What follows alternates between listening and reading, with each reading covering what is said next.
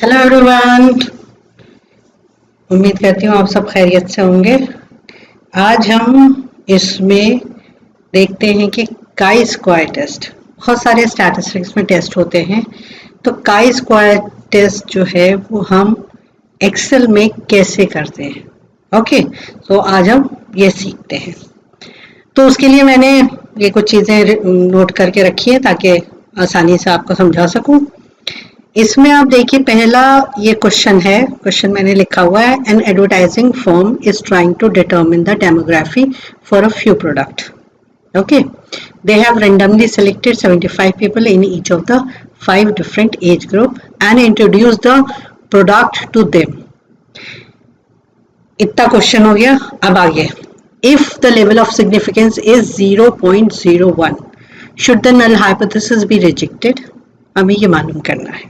Okay, तो इसके लिए हमें पहले क्या करना होगा, पहले हमें नल हाइपोथेसिस बनाना होगी, फिर अल्टरनेटिव हाइपोथेसिस लेनी होगी। तो एक्सक्यूज मी, नल हाइपोथेसिस हमारी क्या है, ये देखिए, ये हमारी नल हाइपोथेसिस है। ये दिस इज एच नॉट, हमारी नल हाइपोथेसिस जो होती है वो कैपिटल एच नॉट से हम करते हैं रिप्रेजेंट। इसमें हमने नल हाइपोथेसिस ली है, age group and purchasing plans are independent. Okay, that is age group, purchasing plans are independent. Alternative hypothesis अपनी क्या ली है, alternative hypothesis ली है, age group and purchasing plan are dependent. Okay, ये दो चीजें हमने, एक हमारी null hypothesis है, एक alternative hypothesis है। अब आप इधर देखिए, ये आपके पास observed frequency है। Okay, 75 people की जो क्वेश्चन में दिया हुआ है, ये 75 people के लिए है, तो ये observed frequency है जो हम F नॉट से रिप्रेजेंट कर रहे हैं। Okay, you can see here, जो हम एफ नॉट से रिप्रेजेंट कर रहे हैं। एज ग्रुप, 5 एज ग्रुप है, 18 to 29, 30 to 39, 40 to 49, 50 to 59, 60 to 69। Okay, और फिर इनकी ये एक्टिविटीज हैं, that is purchase, frequently, seldom purchase, never purchase. Okay, so ये डेटा हमारा ऑब्जर्व डेटा है जो हमने कलेक्ट किया है। इनको अगर हम ऐड करें, आप सिंपल ऐसे भी ऐड कर सकते हैं, इसको आपने सेलेक्ट किया इस पूरे ग्रुप को, और आप यहाँ जाके ऑटो सम कर दें तो देखिए ये आ जाता है। मतलब मैं अगर हटा दूँ ये सारे और आपको करके दिखाऊं तो भी आप देखेंगे कि ये आ जाएगा। इसको आपने सेलेक्ट किया पूरे को और आपने ऑटो सम किया तो देखिए सम आ गया। इसी तरह हमने नेक्स्ट किया और ऑटो सम को क्लिक किया, ये देखिए सम आ गया। तो ये हम पहले इनका सम ले लेंगे। ओके, और यहाँ हमें ग्रैंड सम चाहिए, चाहे आप इसको ले लीजिए तब भी हमारा वही आना चाहिए, और अगर आप इसको ले, ओके, तो आपने देखा ये सब हमारा सेम आया है। ठीक है, ये हमारी ऑब्जर्व्ड फ्रीक्वेंसी हो गई। अब हमें दूसरी चीज क्या चाहिए, हमें एक्सपेक्टेड फ्रीक्वेंसी चाहिए, दैट इज एफ ई। अब आप एक्सपेक्टेड फ्रीक्वेंसी जब आपको लेनी है तो आप क्या करेंगे, ये उसका ये फॉर्मूला होता है, expected frequency is equal to grand total row into grand total column upon total number of observation. तो आप यहाँ पहले फर्स्ट पे आए, आपने इक्वल टू का साइन लगाया, ब्रैकेट लिया। अब क्या है, ग्रैंड टोटल रो, तो ग्रैंड टोटल रो क्या है, ग्रैंड टोटल फर्स्ट रो पे हम कर रहे हैं, तो ग्रैंड टोटल रो ये हुआ। Okay, this up into grand total column that is 75, okay, bracket close, divided by total number of observation क्या है 375, तो आपने इस पे क्लिक कर दिया। ओके, अब आप अगर इसे एंटर कर देंगे तो ये वैल्यू आ जाएगी, लेकिन हमें क्योंकि सबका करना है तो हम क्या करेंगे, उससे पहले हम इन दो को, जो हमारा ग्रैंड टोटल है रो का, क्योंकि पहली रो का जब हम करेंगे तो ग्रैंड टोटल रो का तो सेम ही रहेगा, और टोटल नंबर ऑफ ऑब्जर्वेशन, तो इसको हम फिक्स करेंगे। फिक्स कैसे करेंगे, एफ एन F4, देखिए डॉलर साइन बन गया। इसी तरह आप इसको करेंगे एफ एन और F4। ठीक है, अब आप इसे एंटर कर दीजिए, देखिए ये वैल्यू आ गई। अब इस वैल्यू को आप एक्सटेंड कर दीजिए तो देखिए सब सारी वैल्यूज आ जाएंगे। अब आप अगर इस पे जाएंगे तो आप देखेंगे ये इसका ग्रैंड टोटल एंड दिस, तो इसी तरह सबका आपको आ जाएगा। ठीक है, नेक्स्ट हम नेक्स्ट पे जाएंगे, फिर हम उसी तरह करेंगे, इक्वल टू ब्रैकेट लिया आपने, ग्रैंड टोटल, अब यहाँ रो जो है ये बदल गया, चेंज हो गया, this into this, okay, then bracket close and then divide and then grand total.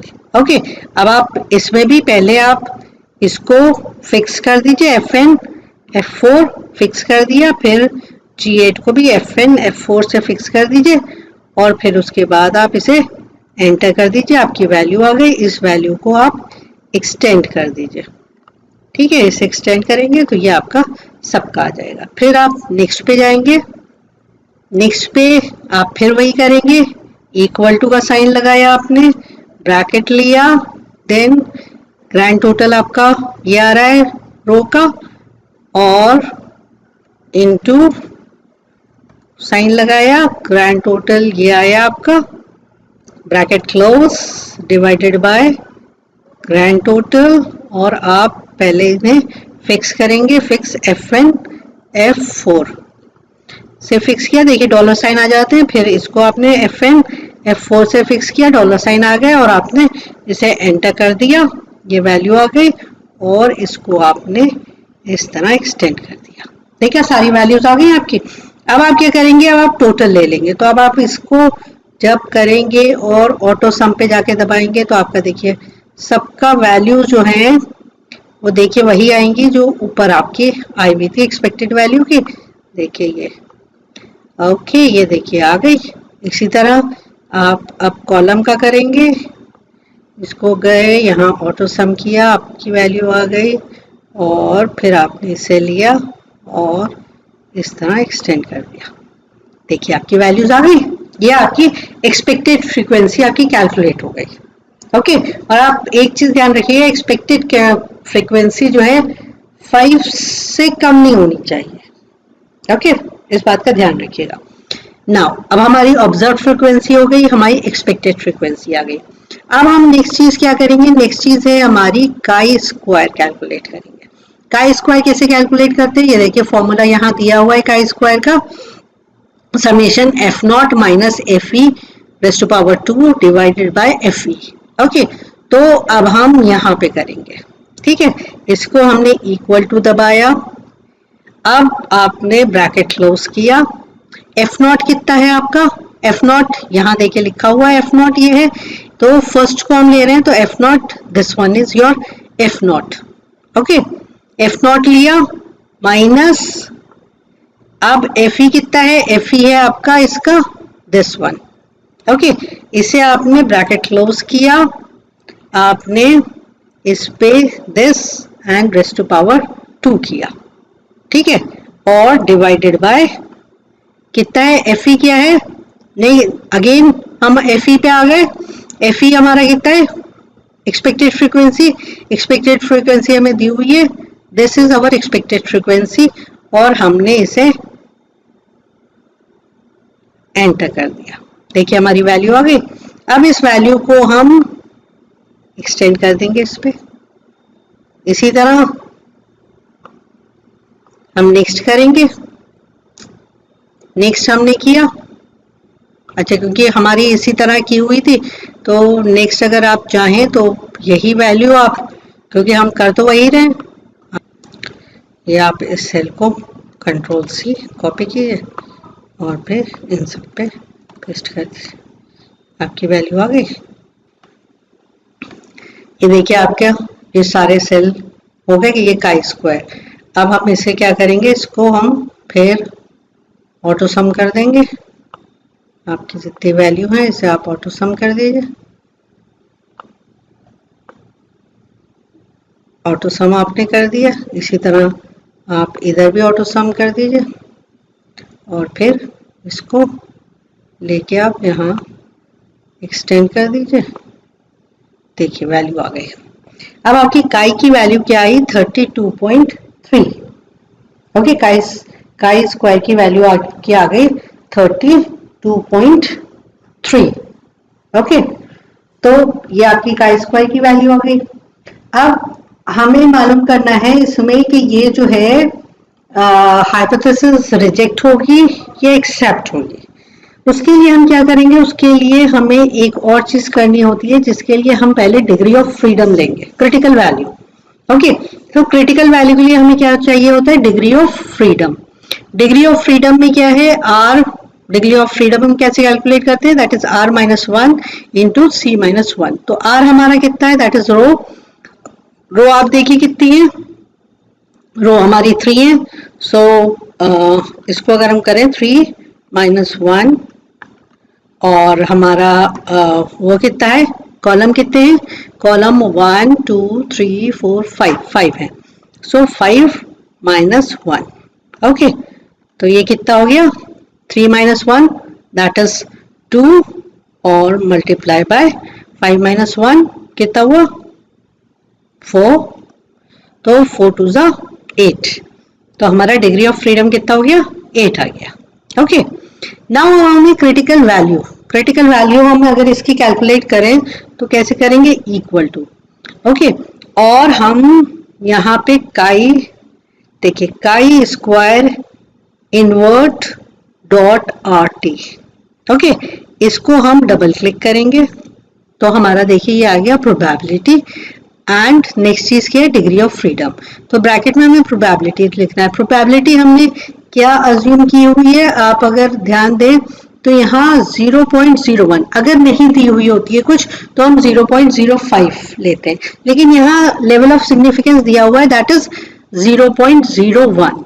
Okay, तो हम इसे 0.01 ही लिखेंगे, तो 0.01, और डिग्री ऑफ फ्रीडम हमारा कितना आया है, डिग्री ऑफ फ्रीडम हमारा आया है 8। ओके, इसको आप क्लोज करें और एंटर कर दें। तो ये देखिए क्रिटिकल वैल्यू आ गई हमारी, और क्रिटिकल वैल्यू हमारी कितनी आई है, क्रिटिकल वैल्यू हमारी आई है 20.0। ओके, 20.0 आई है हमारी क्रिटिकल वैल्यू। तो हम इसमें क्या करेंगे, इसमें हम जब हम ये देख रहे हैं कि क्रिटिकल वैल्यू हमारी 20.0 आई है, तो we reject null hypothesis. Okay, and there is a relation between age group and purchasing plan. Okay, ये आप याद रखिएगा कि यहाँ हमने जो है रिजेक्ट किए हैं हाइपोथेसिस।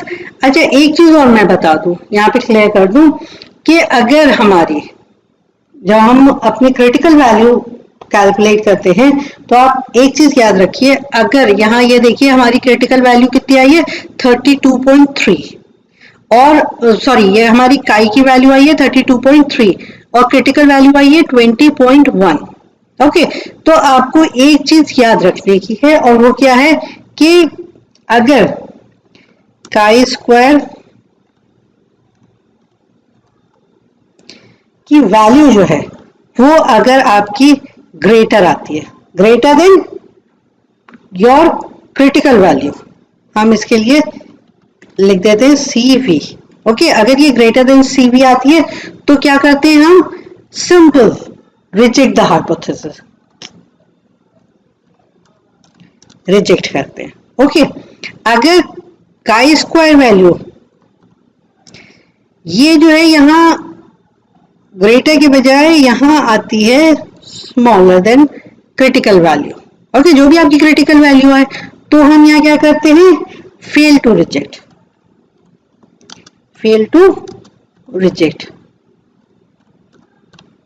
ओके, तो ये आप याद रखिएगा, ये जो चीज है ये बहुत इंपॉर्टेंट है कि आप कब एक्सेप्ट करते हैं और कब आप रिजेक्ट करते हैं। तो आपको ये पता होना चाहिए जो आपकी क्रिटिकल वैल्यू है, अगर वो वैल्यू आपकी जो है काई स्क्वायर से, काई स्क्वायर की वैल्यू ज्यादा है और क्रिटिकल वैल्यू कम है, तो आप हाइपोथेसिस रिजेक्ट करेंगे। और अगर काई स्क्वायर वैल्यू कम है क्रिटिकल वैल्यू से, तो आप fail to reject, means that means you are accepting the hypothesis. Okay, this is one thing. Next thing जो होती है वो पी वैल्यू होती है। ओके, चलिए पी वैल्यू हम आपकी यहाँ पे ले लेते हैं ताकि आसानी से हो जाए। ठीक है, तो पी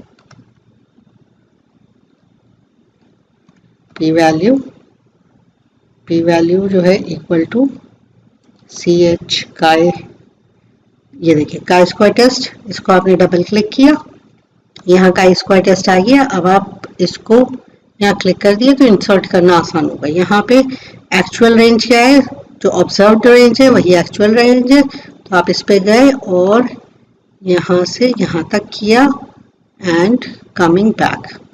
नाउ एक्सपेक्टेड रेंज, आप यहाँ से गए, एक्सपेक्टेड यहाँ से है, यहाँ से आपने यहाँ तक किया और आप वापस आ गए। ओके, तो आपने इसको क्लिक कर दिया। ये देखिए आपकी वैल्यू आ गई पी वैल्यू। पी वैल्यू के साथ भी एक चीज है जो मैं यहाँ लिख के आपको बता दूं कि पी वैल्यू जो है, मैं पी वैल्यू अगर ये लेस देन आपकी जो सिग्निफिकेंस वैल्यू है, okay, that is significance value जो भी हो, इट्स 0.01 हो, 0.5 हो, इसको हम एक्सप्रेस करते हैं बेसिकली अल्फा से। ओके, तो यहाँ हम अल्फा देखिए P values if less than alpha तो क्या करते हैं हम, तो हम रिजेक्ट करते हैं, हाइपोथेसिस रिजेक्ट करते हैं। ओके, अगर पी वैल्यू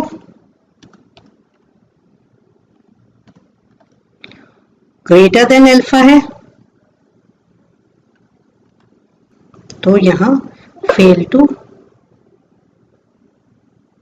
यहाँ हम क्या करते हैं, फेल टू रिजेक्ट। ओके, तो ये भी आपको याद रखना है पी वैल्यू, ओके, कि कब हम एक्सेप्ट करते हैं और कब हम रिजेक्ट करते हैं। ये आपको, ये इंपॉर्टेंट चीज है, ये आपको याद रहनी चाहिए। अच्छा, अब आप एक चीज देखिए, पी वैल्यू आई है 8.3235 ई -05। तो ई जो है, ई होता है exponential, okay, rest two powers जो लगता है, तो -05, तो वैल्यू जो है वो माइनस में है। तो ये इसको अगर हम लिखेंगे, इसको हम कैसे लिखेंगे, -0.32।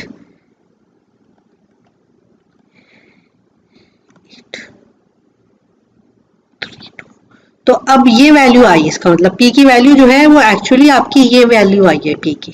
ओके, तो ये वैल्यू जो है ये 0.01 से तो लेस है क्योंकि ये इट्स अ नेगेटिव, और 0.008 है तो ये लेस है। तो जब ये लेस होगी तो आप क्या करेंगे, यहाँ हाइपोथेसिस रिजेक्ट करेंगे।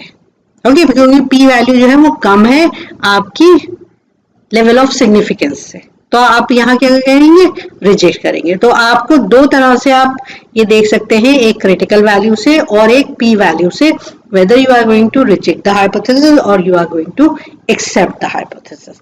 तो ये दोनों चीजें आपको याद रखनी है, कब आपको एक्सेप्ट करना है और कब आपको रिजेक्ट करना है हाइपोथेसिस। तो मुझे लगता है कि आपको ये समझ में आ गया हो होपफुली, और अगर आपको समझ आया हो, आपको कुछ भी इसमें अच्छा लगा हो, तो प्लीज आप कमेंट बॉक्स में लिखिएगा। ओके, एंड नेक्स्ट टाइम हम देखेंगे, कुछ और करेंगे। So thank you for watching this video.